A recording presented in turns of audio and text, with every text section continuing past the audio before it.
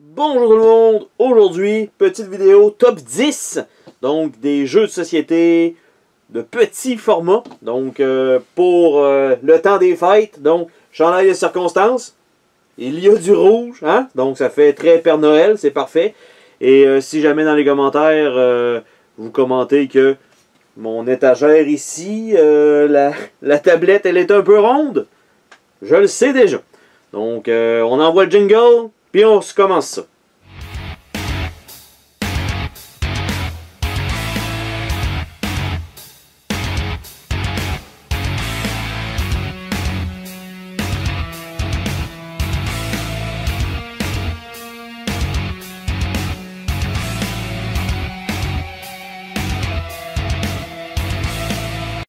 Donc aujourd'hui, petite vidéo un peu spéciale en fait, c'est le début des top 10. Donc jeux de société, il va toujours avoir quelques petits top 10 un peu ici et là, d'un peu n'importe quoi, mais uniquement sur les jeux de société. Et aujourd'hui, en fait, ce que je voulais faire, c'était un top 10 des petits jeux de société. Attention, quand je dis petits jeux, ce n'est pas par complexité, ce n'est pas non plus par nécessairement contenu dans la boîte, parce qu'il y a des compagnies qui nous donnent des giga grosses boîtes avec pratiquement rien dedans, en espérant éventuellement vendre assez pour sortir des expansion packs pour remplir cette boîte-là. Et donc, des fois, on se ramasse avec 3 paquets de cartes, 2 jetons dans une boîte un peu trop grosse.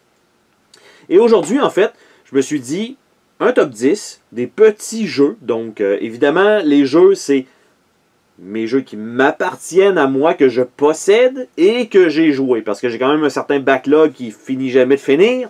Mais ceci étant dit, c'est des opinions personnelles, ce n'est pas des recommandations à dire mon top 1, c'est allez acheter ça immédiatement. Si vous achetez pas ça, vous ne faites pas partie de la gang, c'est complètement pas ça. C'est uniquement mes préférences personnelles pour voir si on peut s'adonner entre nous comme ça, voir si on a à peu près les mêmes goûts. Sinon, c'est pas grave, ça se discute. Donc, dans le respect, bien sûr. Aujourd'hui, donc, dans les jeux petit format, ce que j'ai décidé de faire, c'est de prendre les jeux qui pourraient rentrer dans le... En fait, ouais, donc par défaut, c'est plus petit que le petit format de boîte standard. Donc, ici, j'ai This War of Mine. OK, ça ne fait pas partie du top, évidemment. C'est un format de boîte standard. Gros carré, épaisseur standard. OK, ça. On a le même format, mais un peu plus petit. Donc, ici, on a haute tension, le jeu de cartes. Et ça ne fait pas encore partie donc du top 10. Et format carré, petite épaisseur. Si je compare les deux ensemble, donc bien sûr, pour vous donner une idée, donc à peu près, ce que ça donne, c'est à peu près ça. Donc, vous voyez que la boîte de haute tension est beaucoup plus petite que la boîte standard. Puis en épaisseur également aussi. Donc à peu près la moitié.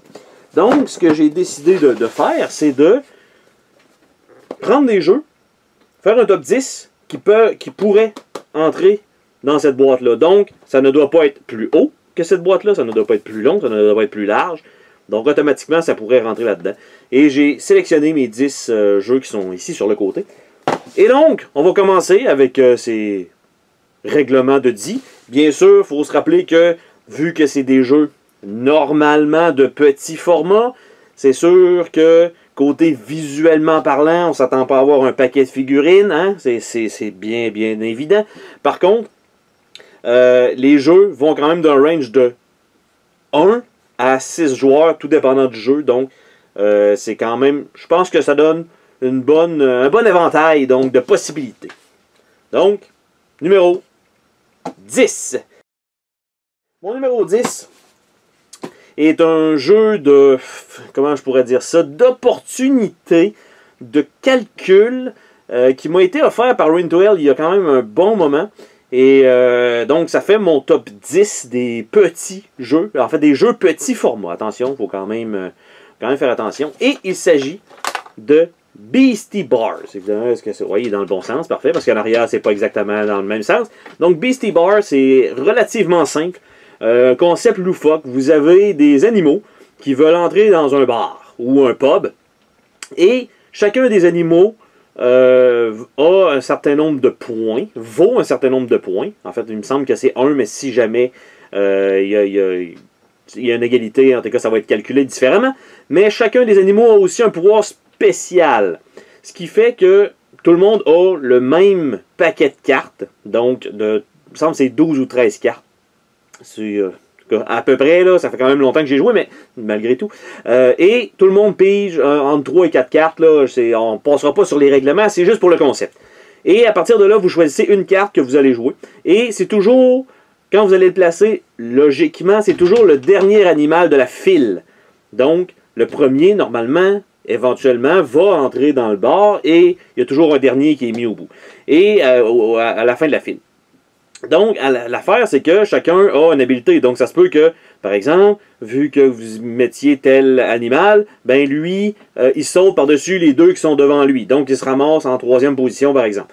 Après ça, vu que lui est allé là, mais il y avait un autre animal qui bloquait un autre, ben là, celui-ci va s'activer et qui va faire... C'est le bordel total. Il faut toujours bien calculer ses mouvements. Il y a aussi un expansion pack qui est sensiblement une boîte un petit peu plus grosse que celle-là. Qui est un autre 13 animaux aussi. Puis il me semble qu'il y en a un autre qui s'en vient aussi s'il n'est pas déjà sorti. Malgré tout, le jeu, c'est uniquement des icônes dans le bas. Le jeu est multilingue, donc c'est quand même bien fait pour ça. Par contre, c'est pour 1 à 4 joueurs. Et en fait, 2 à 4 plutôt. 2 à 4 joueurs. Et si jamais vous avez peut-être des gens qui jouent moins, c'est sûr qu'il y a quand même un certain calcul.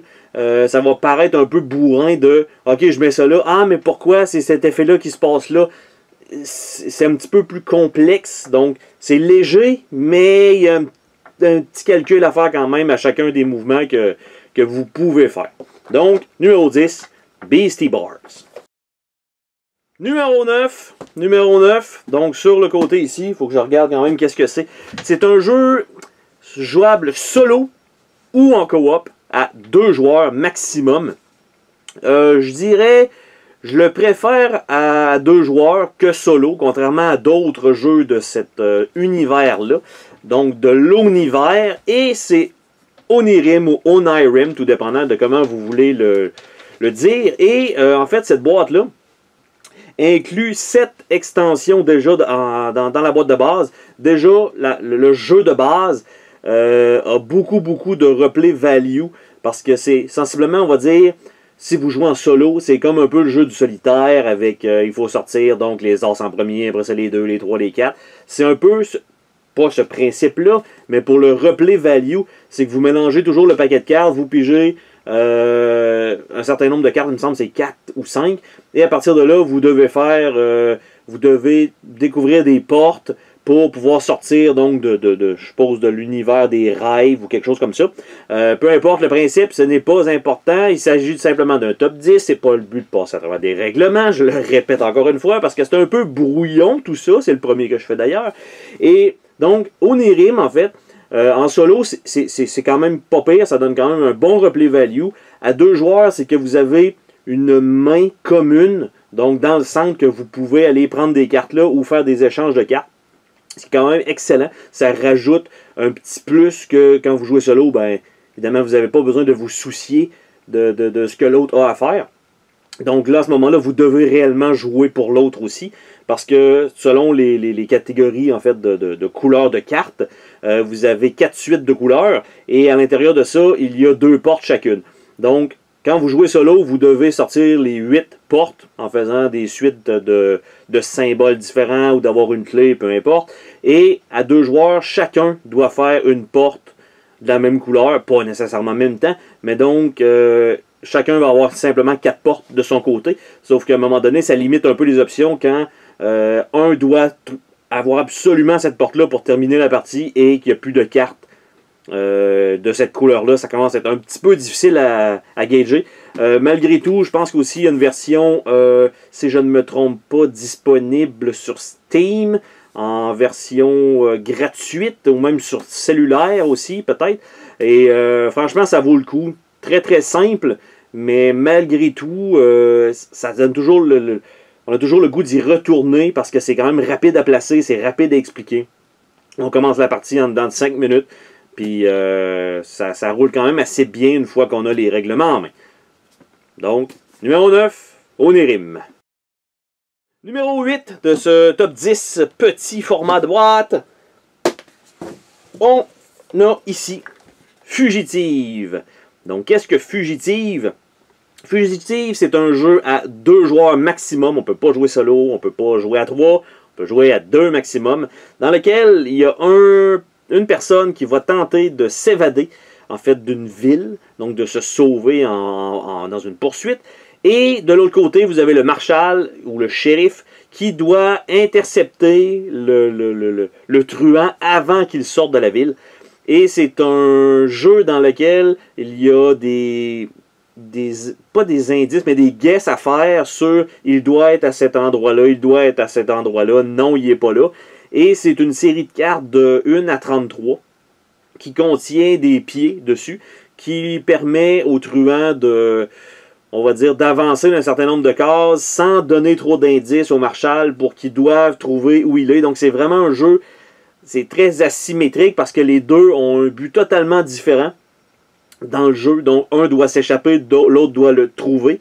Et la mécanique entre les deux, c'est sûr que le truand en tant que tel doit donner le moins d'indices possible au marshal, et le marshal doit être quand même très efficace, lui, dans ses actions, pour découvrir le plus d'endroits possibles où est passé le truand pour avoir l'indication de où il est rendu avant qu'il ne s'échappe.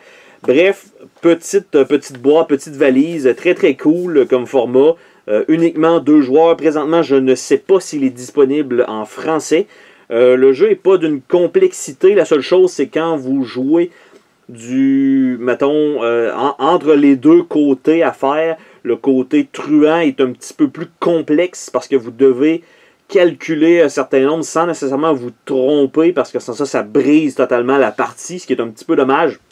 Il n'y a pas de chance de reprise si jamais vous faites une erreur donc de ce côté-là. Tandis que de l'autre côté, ben, dans les essais que vous pouvez faire, c'est beaucoup plus simple. C'est ben je fais un guess, est-ce que c'était là? Oui, non, révèle la carte. C'est un peu plus simple. Donc comme objectif, on va dire ça comme ça, ou comme gameplay, contrairement à l'autre côté, ce qui fait que s'il y en a un qui joue mal, donc on va dire qu'il ne respecte pas les règlements ou il en nommait un, ben résultat, la partie va être faussée, c'est un petit peu dommage. Mais malgré tout, c'est quand même ma 8e position donc, de ce top 10 des mini-jeux. Donc, un jeu pour 2 joueurs, donc Fugitive en 8e position. La 7e position de ce top 10 des mini-jeux, en fait, des jeux en petite boîte, qui est un jeu, je crois, qui est sorti, ça fait pas super longtemps, qui s'appelle Rocky Road à la mode. Et donc, Rocky Road à la mode, donc pour ce qui est le format, ajouter une boule de crème glacée avec une tarte, donc à la mode, c'est simplement juste ça, le principe de à la mode. Et c'est un très très très petit jeu, en fait, petite boîte, dans lequel vous avez quand même un plateau, là, évidemment, je vais tenter de zoomer un peu, mais dans lequel il y a un plateau et des petits véhicules. Et en fait, vous devez livrer donc des friandises glacées à différents individus, probablement plus des enfants bien sûr, et dans lequel ça va vous rapporter un certain nombre de points de victoire dépendant de la difficulté. Et quand vous avancez sur le plateau, c'est le dernier joueur, tout dépendant des actions qu'il a fait, qui avance donc le prochain. Donc toujours la dernière position va avancer, dernière position. Puis à un moment donné, ben, vous ramassez que vous avez les jetons empilés un par-dessus l'autre. Donc c'est celui sur le dessus qui joue en premier. Donc ça découle tout le temps comme ça, un genre de timer. Et ça fait très très bien le travail. Le jeu est quand même assez intense dans le fait qu'il n'y a pas un très très gros gap entre le gagnant et le perdant. C'est un jeu en fait, j'allais dire de 1, mais c'est de 2 à 4 joueurs. Il y a une version miniature pour 2 joueurs seulement, qui est pas mauvaise, très portable. Malheureusement, ça ne vient pas en format boîte et je pense que c'est pas nécessairement distribué en tant que tel. Ça faisait partie du Kickstarter, donc je ne l'inclus pas dans cette liste-là. Et celui-ci, en fait, quand même très très très efficace. Pas de texte nécessairement sur les cartes. Donc, très accessible. Oui, c'est une version anglaise. Je ne crois pas qu'il existe une version française de ce jeu-là présentement disponible. Mais, très très simple de comprendre le jeu, mais très bonne stratégie possible en arrière, donc très très efficace. Donc ce Rocky Road à la mode en position 7. En 6e place de ce top 10 des petites boîtes, j'ai le jeu Clash of Cards. Clash of Cards, c'est très très très limite en fait pour entrer dans la boîte qu'on avait prévue. J'ai fait le test et finalement, oui, ça entrerait à l'intérieur de cette boîte-là. C'est un petit peu moins épais que l'autre, que la boîte de haute tension. Et en fait, c'est un jeu de cartes de 2 à 6 joueurs qui est uniquement un paquet de cartes. Donc avec un mini livret, il n'y a rien d'autre que ça là-dedans. Et en fait, c'est qu'il y a différents types d'armées qui correspondent à différents pointages si vous en avez un certain nombre donc dans votre groupe en fin de partie, et dans lequel, en fait, chacun va avoir une main de cartes et vous devez, à chaque tour, soit piger 2 cartes, en espérant avoir donc les mêmes cartes que vous avez déjà, donc dans la même suite, on va dire ça comme ça, donc avec, par exemple des archers ou j'allais dire des fermiers, oui, il y en a des fermiers, des villageois en fait. Et donc, vous devez essayer d'avoir 2 suites complètes pour pouvoir terminer la main pour ce tour-ci. Et ça donne un certain nombre de points, tout dépendant de quelle suite vous avez décidé de garder. Sauf que ce qui arrive là-dedans, c'est que vous pouvez, oui, piger 2 cartes, mais vous pouvez aussi lancer une bataille. Ce que ça fait, c'est que vous prenez une carte de votre paquet. Vous dites, parfait, je veux lancer pour les archers, par exemple. Je prends celui-là parce que c'est le plus simple. Je mets l'archer au centre de la table. Tout le monde qui a des archers doivent participer à ce combat-là et doivent mettre tous leurs archers dans le milieu de la table. Vous, comme vous avez initié la bataille, si vous en aviez plusieurs, vous n'êtes pas obligé de toutes les mettre. Vous pouvez juste en mettre un. Pour évidemment pas donner d'informations aux autres joueurs. Et à ce moment-là, une fois que tout le monde a mis leurs cartes, donc s'ils avaient des archers, ils vont faire partie de la bataille. Il y a des cartes qui permettent d'embarquer dans une bataille même si vous n'êtes pas embarqué dedans. Il y a quand même quelques petits twists possibles, aller rechercher des cartes dans des fosses, des trucs comme ça.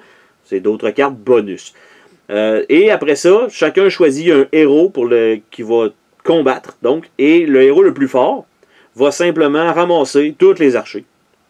Et tous les héros sont défaussés, sauf si vous avez des cartes qui permettent de garder vos héros, parce qu'il y en a beaucoup plus forts que d'autres, qui vont vous permettre peut-être de gagner une autre bataille. Mais à ce moment-là, vous avez les archers en main, vu que, par exemple, vous avez gagné. Et à ce moment-là, tout le monde sait que vous avez des archers et quel nombre vous en avez au minimum, ceux-là au moins qu'il y avait sur la table. Donc, si vous êtes rendu très très proche du chiffre que vous avez besoin pour compléter une main, ben c'est sûr que quelqu'un va essayer d'aller vous en voler pour être sûr que vous ne terminiez pas, ou il va vous forcer à défausser ou des trucs comme ça. Donc, c'est quand même un bon petit jeu de mémoire dans lequel des fois il faut jouer un peu en enfoiré. Et malgré tout, le jeu est peut-être plus disponible parce que c'était le premier jeu de la compagnie. Je ne le vois pas sur la boîte, donc malheureusement, je ne peux pas le dire, mais c'était son premier jeu en fait. Tant qu'à moi, il a bien fonctionné, règles simples, efficaces. Un peu de texte anglais sur certaines cartes, donc ça peut limiter certains qui n'ont absolument aucune connaissance. Mais si c'était à retravailler, donc avec une version peut-être francisée ou bien sans texte, je crois que ça pourrait très très bien faire le travail. Malgré tout, il est quand même en 6e position, donc pour un premier jeu d'une compagnie, c'est quand même pas mauvais, on s'entend là-dessus. Et c'est un très très très petit format, très portable. Donc, en 6e position, Clash of Cards. En 5e position, donc le milieu de notre top 10. Ça ici, qui a l'air d'être une unité bizarre. Donc, en fait, c'est simplement une sleeve qui va par-dessus la boîte, qui est Deep Space D6. Donc, c'est un jeu dans lequel vous allez être un vaisseau spatial. Vous êtes un vaisseau spatial, hein, ben en fait, pas vraiment. Vous contrôlez plutôt un vaisseau spatial. Et c'est un jeu de style, je vais dire un peu Yadi, dans le sens où vous allez lancer un certain nombre de dés qui vont vous permettre de vous placer dans différentes stations du vaisseau. Et il y a à l'intérieur de la boîte, je me semble que c'est 3 ou 4 vaisseaux différents qui ont chacun des effets différents pour chacun des dés. Et à partir de là, vous allez avoir des ennemis qui vont vous attaquer, donc vous devez survivre assez longtemps pour passer à travers d'un deck d'ennemis. Et évidemment, ce qui arrive, c'est que, tout dépendant des stations que vous utilisez, des fois vous ne pourrez pas les reprendre au prochain tour, des fois vous allez avoir des dés que vous allez perdre, que vous allez devoir aller rechercher. Et en fait, la petite boîte, la petite sleeve, c'est quand même bien, de la manière qu'ils ont fait ça. Donc, c'est un matériel qui peut brûler, ce n'est pas, ne pas utiliser ça dans la base gravité. En arrière, c'est indiqué contient un jeu. Et si j'enlève la sleeve, c'est peut-être ce que vous allez voir donc en magasin. Et c'est un jeu solo uniquement, il n'y a pas de coop, il n'y a rien. Et ce qu'il faut aussi savoir, c'est que le jeu est extrêmement minimaliste sur le visuel. Parce que c'est à partir d'un projet du genre, j'ai une mécanique de jeu, je ne sais pas quel thème mettre dessus. Je vais mettre le thème des vaisseaux spatials, ça va super bien fonctionner, ça fonctionne très bien, c'est très logique. Mais les vaisseaux sont très minimalistes, il n'y a pas de couleur, c'est du noir et blanc. Mais ça fait très bien le travail. Une fois que la mécanique est bien enclenchée, on oublie ce détail parce que le jeu est quand même très bon, à mon avis. À moi, bien sûr, il est quand même en 5e position de ce top 10 des micro-jeux parce que j'en ai quand même beaucoup. On voit déjà sur ma gauche, en fait, peut-être pour vous sur la droite, il y a quand même une pile de petits jeux. Donc, j'avais quand même beaucoup de choix. Et celui-ci, j'ai fait, en fait, j'ai essayé chacun des vaisseaux et il y a eu un expansion pack qui est sorti ça fait pas longtemps avec un gigaboss à la fin du deck à faire de plus. Chacun des vaisseaux est très différent, ça rajoute du replay value. Et pour la valeur en tant que telle de peut-être une trentaine de dollars du jeu, je pense qu'il y a quand même assez de gameplay à l'intérieur pour dire que ça vaut le coup. Donc, en 5e place, Deep Space D6. En 4e position de ce top 10 des petits jeux, Feller. Et comme on a pu voir, c'est le même petit format de boîte qu'un jeu précédemment cité, qui était par Green Couch Game, qui était Rocky Road. Et celui-ci, Feller, en fait, est un jeu de 1 à 6 joueurs. Ça fait quand même pas mal de monde pour un petit jeu de cartes comme ça.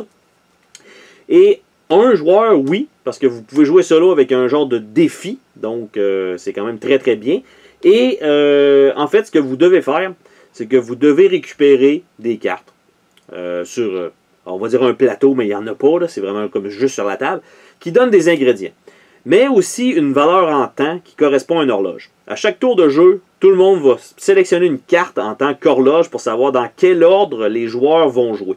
Donc les cartes, évidemment, avec un temps médiocre, qui indique, exemple, 9h15, qui fait que votre employé aurait rentré à 9h15, et l'autre va jouer une carte de 5h15 le matin, donc 5h15 est beaucoup plus tôt, et donc le 5h15 va jouer en premier, va pouvoir sélectionner des meilleurs ingrédients pour correspondre à différentes cartes qui vont donner un certain nombre de points ou des bonus immédiatement, comme pouvoir compléter une deuxième recette immédiatement ou des trucs comme ça. Ce qui est quand même très cool comme principe. Il faut faire des combos le plus possible pour pas trop perdre d'action. Mais il faut aussi savoir quelle carte aller chercher, soit pour le temps, soit pour les ingrédients. Des fois pour les deux, ça peut être intéressant. Quand même pas mal de gameplay pour un si petit jeu. Donc 1 à 6 joueurs. Et c'est Feller en 4e position. En 3e position, donc la plus petite marche du podium, la médaille de bronze de ce mini top 10, donc à mon opinion bien sûr, des jeux petits formats. C'est un autre jeu dans l'univers et c'est Nautilion, qui est un jeu de solo ou à 2 joueurs, qui est pas mal la majorité du temps le cas dans ces types de jeux-là, donc de l'univers. Et en fait, vous avez différents bateaux. Et vous devez le remplir avec des jetons de différentes valeurs. Et souvent c'est de 1 à 10 par exemple. Sauf que vous avez un certain ordre dans lequel vous ne pouvez pas les mettre sur votre sous-marin ou bateau. Et vite de même, dit comme ça a vraiment pas l'air intéressant. Le visuel, malgré tout, il faut accrocher, ok, parce que c'est pas là où c'est le plus intéressant à mon avis personnel. Mais la mécanique de jeu est extrêmement efficace. Et en fait, c'est que vous avancez d'un certain nombre de cases, vous avez un ennemi qui, lui, fait le trajet en sens inverse, Et à chaque fois que vous ramassez donc un jeton pour mettre dans votre bateau, parce que le but c'est d'arriver à remplir votre bateau et de se rendre à la fin avant que l'ennemi, lui, ne se rende en sens inverse à votre point de départ. Sauf qu'à chaque fois que vous allez ramasser un jeton au début de la partie, lui va passer par-dessus ces emplacements vides. Donc, ça veut dire que ça va aller extrêmement vite vers la fin pour que lui se rende avant vous et vous allez perdre la partie de cette façon-là.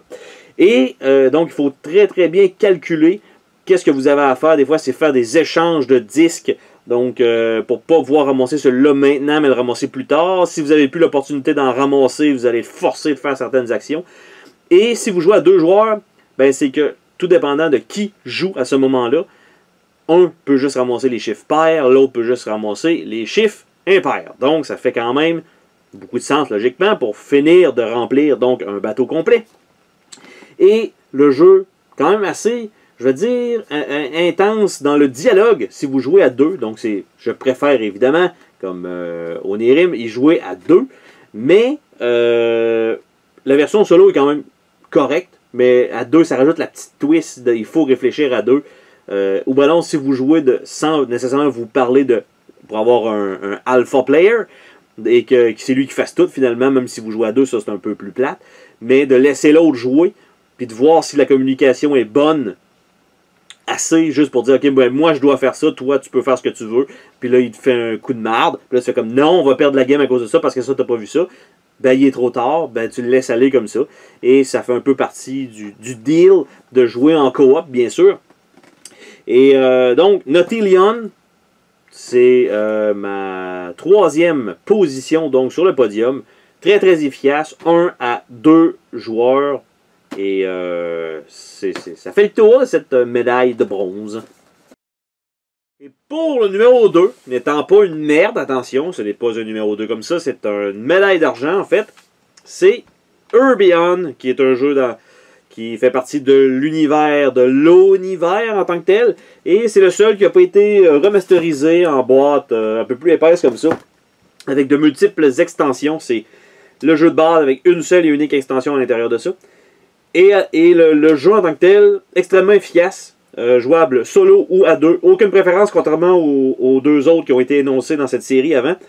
Celui-ci, peu importe lequel, en coop ou en fait à 2 joueurs ou solo. Très, très, très efficace aussi.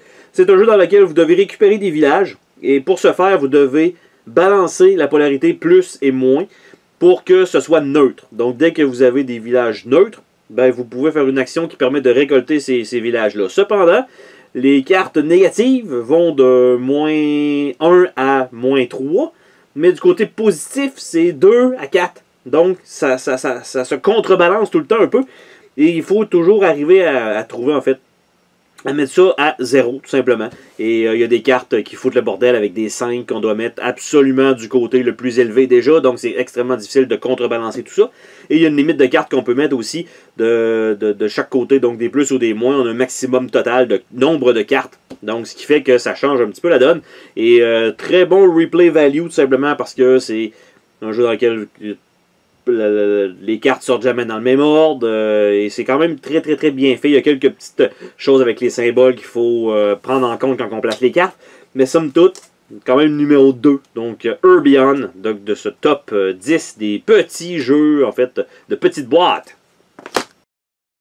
Et le numéro 1, donc de ce spécial, pas vraiment un spécial, plutôt cette liste de top 10 des petits jeux, des petites boîtes de jeux. Et il s'agit du jeu qui a été le plus joué ici, présentement. Donc, c'est Red 7, dans lequel vous allez devoir, à chaque tour, être le gagnant. C'est-à-dire, soit en ajoutant une carte à votre palette, et soit ou changer la règle de la condition de victoire présentement active. Par exemple, celui qui a le plus de chiffres en bas de 3. Donc, vous pouvez faire changer ça parce que vous avez le plus de chiffres en bas de 3. Après ça, la carte la plus forte. Bon, mais si vous avez la carte la plus forte, vous allez changer la règle pour la carte la plus forte. Si jamais vous avez plus de chiffres pairs, donc vous allez changer la règle pour donc ça, ou ajouter des cartes pour que finalement, vous ne soyez pas obligé de changer la règle. Ce qui fait que vu que vous en avez plus que votre adversaire devra peut-être changer sa stratégie. Parce qu'en fait, vous ne pouvez pas vous lancer dans un type de règle et espérer gagner avec ça. C'est un jeu de 2 à 4 joueurs. Le best, c'est à 4 joueurs. Et il y a une petite variante un peu plus technique avec des symboles de plus. Mais juste la version de base, je ne sais pas si elle est disponible en français parce qu'il y a un petit peu de texte sur les cartes qui sont très, très, très minimes. C'est en fait, il y a 7 suites de couleurs, de chiffres de 1 à 7. Et le 7 rouge, donc Red 7, étant la carte la plus forte du jeu. Après ça, c'est le 7 de la couleur juste en dessous. Il y a vraiment une carte pour savoir la puissance des couleurs. C'est sûr que pour les daltoniens, on s'entend, c'est pas idéal pour ça. Cependant, il y a quand même, en fait, est-ce qu'il y a un symbole dessus? Je ne crois pas. C'est vraiment les couleurs et les chiffres. Donc, les daltoniens, on oublie ça, c'est vraiment pas, malheureusement, un jeu pour vous. Par contre, côté rapidité, les parties s'enchaînent extrêmement rapidement. Si vous y allez vraiment comme, OK, on fait une partie, c'est-à-dire, dès que tout le monde est éliminé sauf un, il gagne. Ça peut aller très, très, très rapidement, dont déjà à l'ouverture de la main. Si vous êtes le dernier joueur sur 4, c'est possible. C'est rare, mais c'est possible que vous puissiez même pas en marquer dans la partie. Tellement les autres ont bien joué leur jeu. Donc, même si vous changez la règle et vous placez une carte, vous perdez dans tous les cas de figure. Donc, le jeu est extrêmement tactique dans le peu de choix que vous avez. Donc, le but, c'est de survivre, bien sûr. Et le concept, très, très, très de base, on s'entend à savoir une main de carte. Peu importe la couleur, avec des valeurs en chiffres dessus. Et chaque couleur a une règle sur le côté. Donc, ça permet aussi de changer la règle dans le milieu. Fait que tout dépendant de ce que vous faites. Et c'est le jeu qui a été le plus joué. Il y a 55 parties de fait présentement. Évidemment, c'est parce que là, de ce que je vois, c'est 5 à 10 minutes par partie. C'est effectivement le cas. C'est très, très, très rapide. Donc, on peut en enchaîner plusieurs. Genre faire un 4 de 7. Donc, c'est quand même... Ou un 3 de 5, mettons. Celui qui est rendu à 3 victoires. Malheureusement, le matériel n'est pas inclus à l'intérieur pour calculer ce nombre de parties-là gagnées. Mais vous pouvez prendre ce que vous voulez. Somme toute, très, très, très rapide. Donc, côté jeu, c'est quand même, tu sais, de 2 à 4, c'est un bon player count aussi qui est très efficace. Donc, ça fait le tour de ce petit top, donc, des petites boîtes. Donc, top 10 des jeux qui peuvent rentrer dans la boîte de haute tension, qui est déjà un petit format de boîte. Mais je me suis dit, on va aller un peu plus petit que ça. Donc, j'espère que vous avez apprécié cette vidéo. Si vous avez apprécié, vous pouvez aussi commenter. Donc, dans les commentaires en dessous, vous donnez votre liste à vous. Si vous avez des jeux là-dedans que vous avez essayé, que vous n'avez pas aimé, s'il y en a que vous avez apprécié, puis effectivement, ça fait partie de votre top. Vous pouvez aussi vous abonner à la chaîne, ce qui va éviter de toujours avoir la belle intro qui redémarre à chaque fois que vous arrivez sur le profil. Donc, ça serait déjà ça de gagner pour vous. Et sur ce, on se dit à la prochaine pour une autre vidéo. Salut tout le monde!